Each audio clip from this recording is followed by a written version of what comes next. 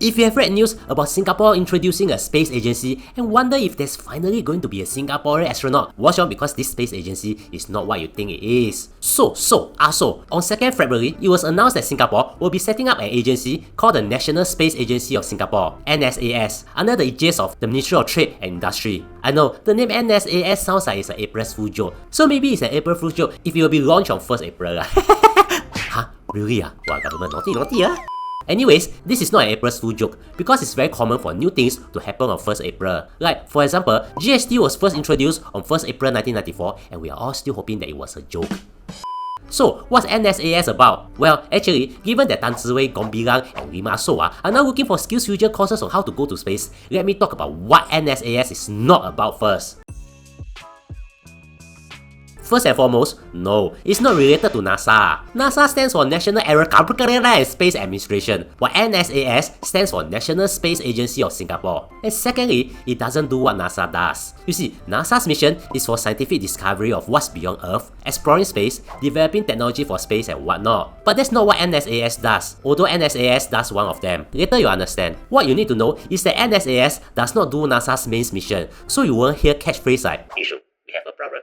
And finally, you might have remembered that about 4 years ago, we signed a space pact called the Amorous Accords, which is about what is expected in space. Well, that is somehow not that related to. So, what the heck is NSAS then? If you are looking to advertise your business in this channel, we can help you. There are guaranteed views and many big brands have trusted us. Just click on the link in the description.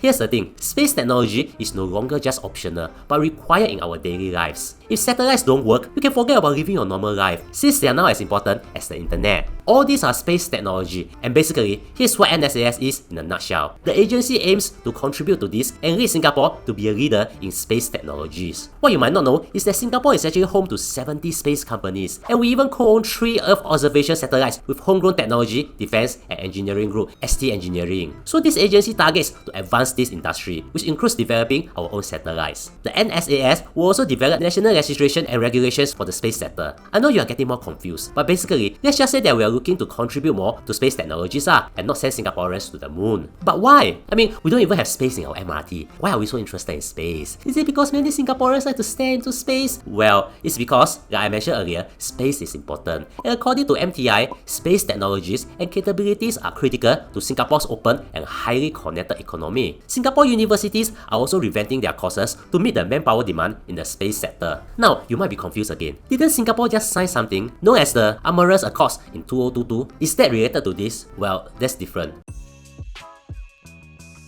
Back in 2022, Singapore signed the Amorous Accords. This is basically like an agreement between countries to agree on how people and technology should behave in space. So it's like a space law that's agreed upon the participating countries. Therefore, it's kind of not that related lah. But anyways, if you want to know more about it, you can watch this video. And thank you for spending almost 3 minutes with me. I really appreciate it and hope you learned something.